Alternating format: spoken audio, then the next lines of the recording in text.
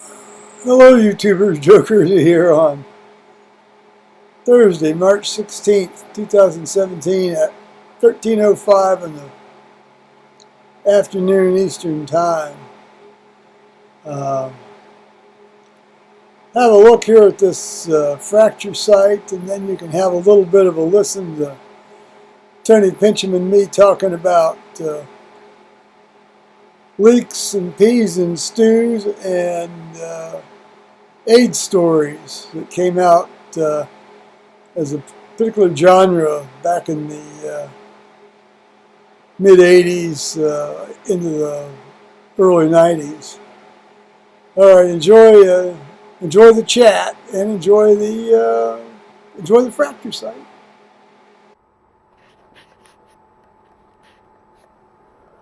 Well, here we are, guys, around 1 o'clock on Thursday, March 16th. Here's the injury site. That gives you an idea of what it's doing.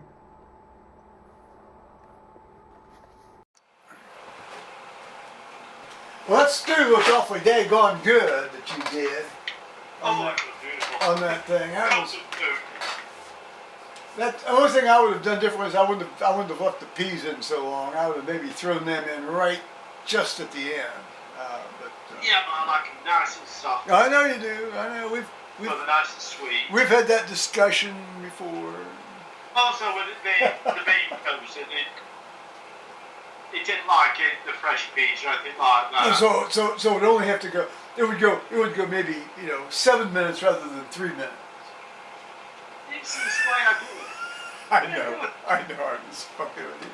Well, I'll tell you, in my experience, from all of 5 trips and probably total of about 2.5, 3 months I've spent over in your country, you guys sure love those soft ass peas.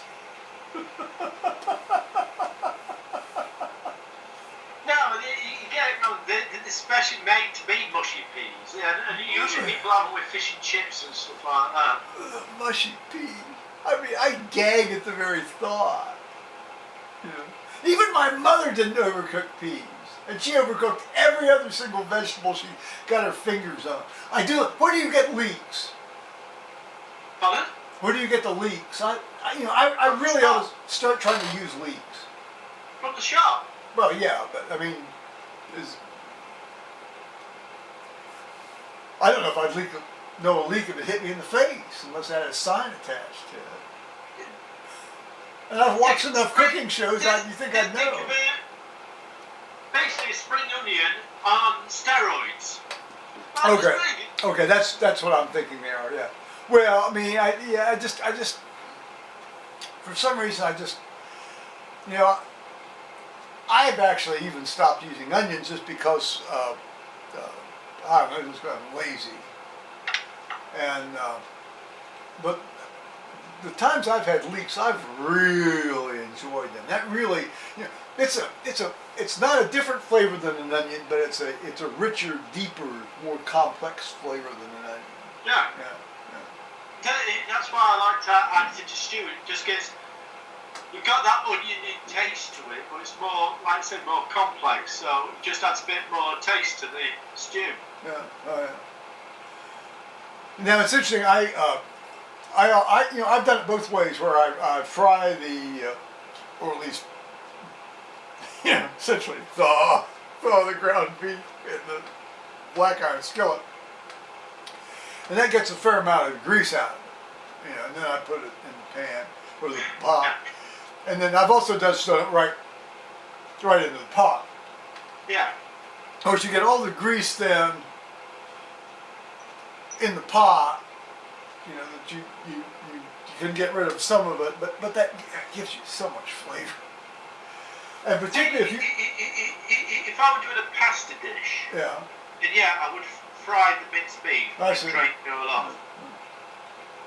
But the stew just adds flavour to the stew. Well, I mean, you use a lot more bready type stuff in things than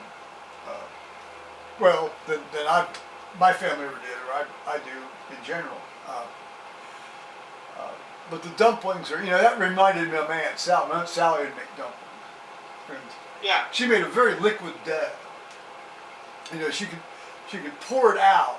It wasn't like, pour out like water. It was like a slow, and she'd take a knife as it went out and she'd whack it as it fell to the pan. Whack it as it fell to the pan. Whack it as it fell to the pan. And Uncle Frank always just got the hugest charge out of that. He said, "Sally, you're gonna cut your arm off doing that someday."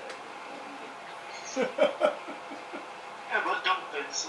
It was just Friday night. I didn't have anything to eat. I think I had an apple. Well, you sounded like hell the one time, the brief time we talked. Yeah. Yeah. Yeah. Well, since we haven't talked since then, since it started. I've emailed you back. Oh, okay. Well, yeah. Okay. Yeah. That's right. That's right. Yeah. But last night I didn't fancy much, so I just had some beans on toast. Well, you can't go wrong with that. Yeah, but I didn't really fancy much. But today I got up, I felt really hungry, and I thought, I want something comforting. I thought, what should I have? I thought, I know, I fancy stew. Because if I do a big pan of stew, it'll last me 2 days. I'm going to have to learn how to cook for just like one guy, one day, because I tend to go overboard, and I still haven't learned how to. Even when Paul's here, I would tend to go like for 2.5, like 2.5 guys for a couple of days. And so there's always stuff, and I've got to get down to where I can just cook stuff, one guy, one day, each day. I just got to get it. I got to get adapted to that, because I hate, I absolutely viscerally recoil at throwing out stuff. Yeah. And I've only done it maybe like 3 or 4 times in my life ever, amen. And I've got some stuff there that, of course, it's been on the stove for about the last 3.5 weeks. It's actually still okay to eat because I put enough vinegar in it that it, kind of quasi-pickles it in situ. But, come on, Joe, get your act together, boy. Buy smaller joints. You do? Joints? Yeah, the small. Oh. Buy smaller joints of meat. Not that kind of joint. Well, actually, I do have 2 fairly large hams in the freezer still. After I ate that last pork loin, which was fantastic. That was an exceptionally good pork loin. That was a local hog that died for us. Died for me, anyway. But I just wanted some comfort food, and I thought, I'll do a stew. I thought, I'll do a video blog about it. Well, yeah, no, it was great. I mean, that was wonderful. I mean, I was glad to see that. Particularly the Leeks. And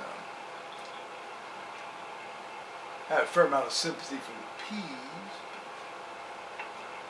There's other people put it like turnips or sweet. I'm not a fan. If somebody gives them me, I'll eat them, but I'm not a fan. I won't go out and buy them. I've never actually had a turnip that I know I've had. It's a turnip. Yeah. I mean, I probably have eaten one. Some but people get celery sticks and chop them up and put them in. Again, I'm not a fan of that. I'm not a fan of that, but I've learned to. If it's cooked long enough, see, that's one thing that if you cook it long enough, you actually do get some flavor, and you don't get that. The thing I never liked about celery was it had the strings in it, and I always felt like I was going to chew it. Yeah. Yeah. But that that was because we had strings out. My parents made us eat it raw. Oh yeah. Raw celery. Oh, here, honey. What you want is a raw hot dog, not a piece of raw celery. You want to eat that. You want to eat that raw, cold, processed meat that looks like rather than some celery. Well, no, I just did it. And sat down and ate it, and I was full up and quite content. I guess so. You'd be filled up. No kidding. That was great. We sort out thick it came, and real. To me, that's stew where it's nice and you boil it so it gets all thick and. I see you're up to 102 subscribers now. Very good. Yes, I am. Excellent. I just hit 224 here this afternoon, quite unexpectedly. I checked out. Good Lord! Of course, the YouTube counts are notoriously unreliable. They're always out by 2 or 3 or 4. So, right. Who the fuck knows? After last Friday's video blog, when people watch it, it might go down to below 100 again. Well, there are some times. Well, it's hard. I mean, I can't really say what causes me to lose stuff. I do know that if I lose a few, well, like 2 or 3, I know that I've probably said something right in the sense that it's generated enough. People at least thought about it and got pissed off and clicked off, or it sometimes works the other way too. So I'm getting an interesting audience. I'm delighted to have people, but it's an audience that I would never have ever thought I'd attract. Yeah, it's fine by me. It's great. And I certainly have no intention of altering my, what I say, to skew toward what they might want, or what I might, or more accurate, what I might think they might want. Because I'm notorious for misreading people. Well, except in the really important stuff that matters. Well, no, that's not even true either. Since that guy took me for $30-some thousand. I never. Did I ever tell you about the Bill Henson story? Is he the one that came with the piano restoration? Yeah, the piano man. Yeah, it's part of your autobiography. I thought I had done, but I wasn't sure. I don't tell that story a lot to a lot of people. Well, I guess I have now. I'm sure it's part of your autobiography. I've hinted at it. Yeah, you're right. I did. At some point, I did elaborate on it a little bit, but I didn't. I by no means told the entire story. No way have I told the entire story. I'm waiting for the statute of limitations to run out. Yeah. It probably has run out. It's been over 20 years now. Well, it's coming up on 20 years. Well, I've been watching an interesting documentary. We were here. Yeah. Who wrote that now? Who wrote AIDS that? epidemic in San Francisco. Who wrote that? I've heard the book. I've heard the title. I've not read it. Yeah, it's basically people talking about the experience of the AIDS epidemic in San Francisco from the late 70s when it first started coming out over as the gay cancer up to the 90s when treatment became effective. I remember reading the first paper in the New England Journal. I had moved out. It would have been in either early '81 or late 1980, and I remember reading this. They called it it was a Kaposi sarcoma. Strange cancer appearing in gay men. It was out of Los Angeles, and I remember thinking, this could be really bad. Yeah. And then just sort of like just like exponentially, almost logarithmically, you started reading about stuff and reading about stuff and reading about stuff, and then by early 1983, there were enough people in Columbus that were getting this, and that was before they'd really well-defined. The cases that were being seen in Columbus were people clearly that had been infected years before.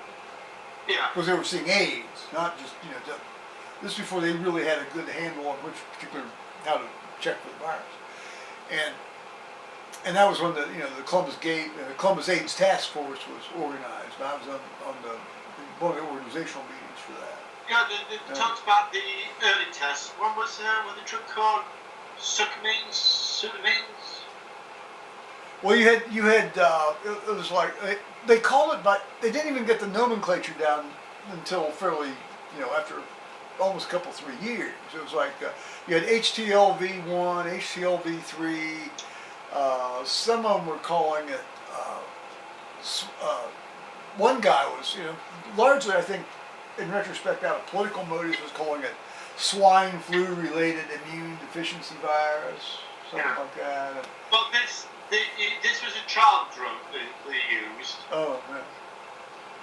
Okay, you're talking about drugs. Right. Yeah, it was sucamine or something like that.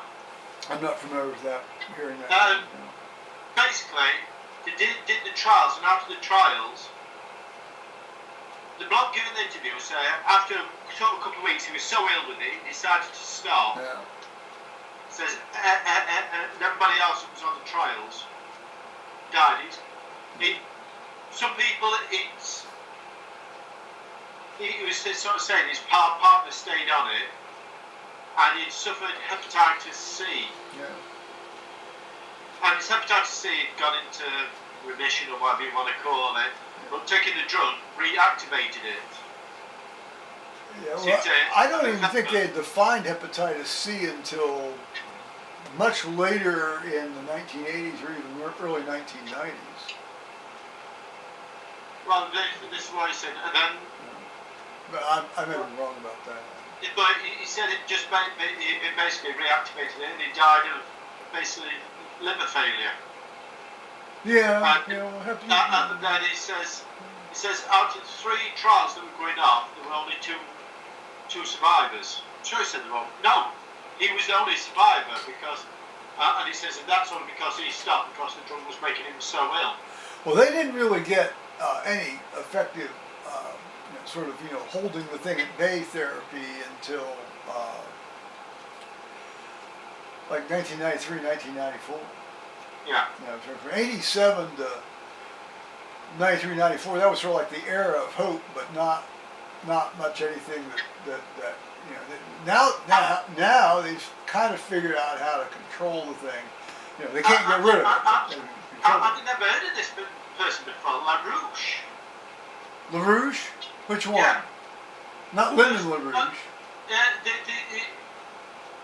He or she was a senator who fought the bill that people with AIDS ought to be quarantined. Oh, Lyndon LaRouche was a nut job. He was from Minnesota, and he ran for president every 4 years for probably 20, 24, 30 years, 28 years.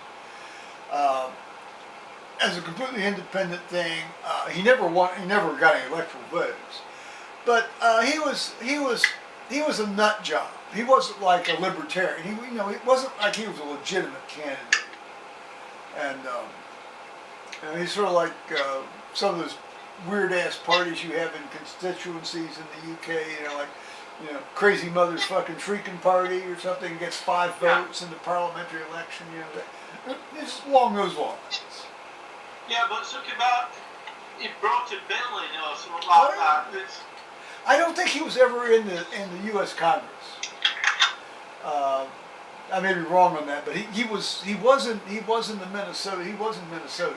He operated out of Minnesota. Yeah, but he must have been on something political because he did actually go to vote. Oh yeah, no, he must. I don't know. I never paid any attention to him. I was aware. Hearing, and Lyndon. It's like always. And Lyndon LaRouche is running. Yeah, but this is the first I've heard of him taking any stance about gays or AIDS or HIV or anything like that. Yeah, he just said they brought this thing out and it was defeated, and then two years later he tried to resurrect it again and defeat it again. Well, even William F. Buckley, who's sort of like my, conservative god, if nothing else, just because of the way he used language. One of his earliest suggestions when he this thing all started up was, that they need to be tattooed on their ass that they're HIV positive. Yeah. He didn't go. I don't think he went quite so far as to recommend that they get, here. Look, see how you adopt language. That the gays get put into concentration camps, but it was close to that, and it's like, of course, he was a profoundly dogmatic Roman Catholic, and in a good sense, for the most part, but he clearly was going over the edge on that. But yeah, it was quite interesting documentary. There's one bloke they got interview. He lost his partner, both him and his partner. This is the one that were taking this trial. Yeah. He says, I lost my partner. He says, 2 weeks before that, I lost one best friend. He says, and in 2 weeks afterwards, he says, I lost my first best friend when I came to. He says, and it got to a stage where it was literally every week you were losing somebody that you knew in the early days. Well, that's true, and it was reflected in the literature and in the 2 or 3 or 4 movies that were made of that time, considerably after that time, and but there were a lot of short stories and even a couple of books being produced at that time, and they were all, I came to call them AIDS stories, and they were invariably set in either New York or San Francisco, very occasionally Los Angeles, very occasionally, like Paris or Berlin or something like that. But what it amounted to was, a man, probably in his, middle 30s, late 30s, gets sick and dies rapidly. I mean, that was essentially, every story was the same. I call it, it's another AIDS story. Now, a lot of these were written by some of my favorite, they were gay writers in the sense they were gay themselves, but they also wrote on gay-related matters. Andrew Holleran, that's a pen name, I don't know his real name, probably wrote the most and the best of these things. Edmund White thought he was he was the prince of shit, in terms of how he used language, and he was just awful to read, horrible to read. Although the pretentious Proustian types think he's great, and at a certain point, I just thought, I'm not going to buy another one of these damn AIDS books. I mean, if in terms of novels, I mean, if the blurb on the novel when I'm looking, and this is when you still had to go to bookstores to buy books. No, I'm not going to immerse myself in that anymore. I mean, you immerse yourself for a couple of years and you think, no, I want to hear not happy, not like my mother said, let's talk about happy stuff, but let's talk about real stuff other than the fact that somebody gets this disease and dies.